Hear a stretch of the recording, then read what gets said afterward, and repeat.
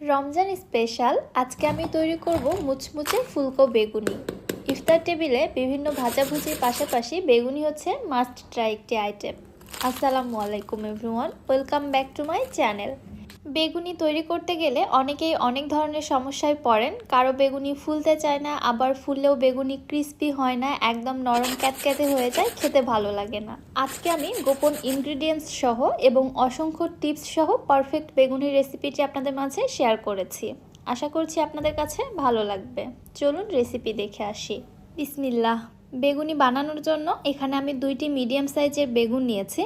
আমি এখানে মোটামুটি লম্বা সাইজের বেগুনটা ব্যবহার করছি। আপনারা যে কোনো বেগুন দিয়ে বেগুনি তৈরি করতে পারবেন।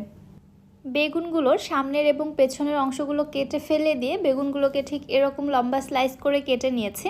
আর স্লাইসগুলো খুব বেশি মোটাও না, আবার খুব বেশি পাতলাও না, ঠিক এই পুরুত্বে কেটে নিয়েছি। এবারে এই বেগুনের মধ্যে দিয়ে দিচ্ছি আমি 2 টেবিল চামচ লবণ। এই লবণ পানিতে বেগুনগুলোকে আমি ভিজিয়ে রাখবো 10 মিনিটের মতো। এতে করে যখন বেগুনিগুলো আমরা ভাজবো, ভেতরে যে বেগুনের অংশটা থাকবে ওইটা খেতে আর পানসে লাগবে না, খুবই মজার একটি টেস্ট আসবে। এইভাবে আমি পানিতে ভিজিয়ে রেখে দিচ্ছি। ততক্ষণে আমি বেসনের মিশ্রণটা রেডি করে নিচ্ছি। একটি স্ট্রেনারে নিয়ে নিচ্ছি 1 কাপ বেসন। বেসনটা অবশ্যই চেলে নিতে হবে, এতে করে বেসনের মধ্যে যে গুটি বা দলা অংশগুলো থাকবে সেগুলো আলাদা হয়ে যাবে এবং বেসনের মধ্যে অনেক এয়ার ক্রিয়েট হবে, যার ফলে ব্যাটারটা স্মুথ হবে এবং বেগুনি ফুলতে অনেক সাহায্য করবে। বেসনটা চেলে নেওয়ার পরে নিয়ে নিচ্ছি 1/2 কাপ কর্নফ্লাওয়ার এবং 2 টেবিল চামচ ময়দা। কর্নফ্লাওয়ারের পরিবর্তে বেগুনিতে চালের গুঁড়াও ব্যবহার করা হয়, তবে আমি সবথেকে ভালো রেজাল্ট পেয়েছি কর্নফ্লাওয়ার ব্যবহার করে। আর এখানে ময়দাটা কিন্তু অবশ্যই ব্যবহার করতে হবে, এটাই কিন্তু গোপন ইনগ্রিডিয়েন্টস।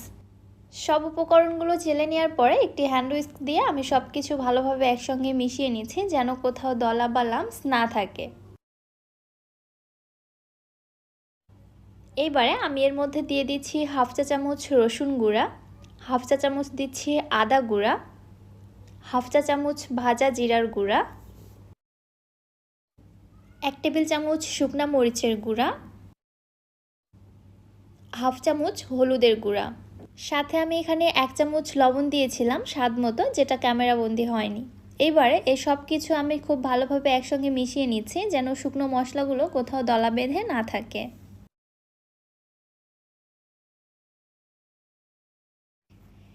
এবারে নর্মাল টেম্পারেচারে থাকা পানি দিয়ে আমি বেসনের মিশ্রণটা তৈরি করে নিচ্ছি। এই ব্যাটার তৈরির ক্ষেত্রে পানি একবারে বেশি ঢেলে দেওয়া যাবে না, তাহলে ব্যাটারটা স্মুথ হবে না। অবশ্যই অল্প অল্প করে পানি অ্যাড করে দিয়ে ফার্স্টে একটি ঘন ব্যাটার তৈরি করে নিতে হবে। এতে করে ব্যাটারের মধ্যে কোনো লাম্পস থাকবে না, ব্যাটার যেমন সফট হবে তেমনি আমাদের ফেটিয়ে নিতেও সুবিধা হবে। অল্প অল্প করে পানি অ্যাড করে দিতে দিতে ঠিক এরকম ঘনত্বের একটি ব্যাটার তৈরি করে নিয়েছি। দেখতে পাচ্ছেন ব্যাটারটা কিন্তু বেশ ঘন। ঠিক এই অবস্থায় ব্যাটারটিকে আমি ফেটিয়ে নিচ্ছি 6 থেকে 7 মিনিটের জন্য। এতে করে ব্যাটারের মধ্যে এয়ার ক্রিয়েট হবে, ফলে বেগুনি খুব ভালো ফুলবে। প্রায় 6 থেকে 7 মিনিট ফেটিয়ে নেওয়ার পরে ব্যাটারটি ঠিক এরকম পজিশনে চলে আসছে। দেখতেই পাচ্ছেন ব্যাটারের ঘনত্বটা এখনও বেশ ঘন। আমি এর মধ্যে আরও সামান্য কিছু পানি অ্যাড করে দিয়ে একদম পারফেক্ট কনসিস্টেন্সির একটা ব্যাটার তৈরি করে নিচ্ছি। অল্প অল্প করে পানি অ্যাড করে দিতে হবে, ধাপ করে পানি ঢেলে দিলে ব্যাটারটা পাতলা হয়ে গেলে বেগুনি কিন্তু ভালোভাবে তৈরি করা যাবে না।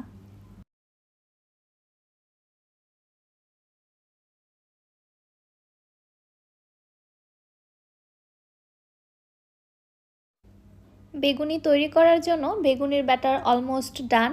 বেগুনির ব্যাটারের কনসিস্টেন্সিটা কেমন হবে আমি সেটা এবার আপনাদের একটু বুঝিয়ে দিচ্ছি।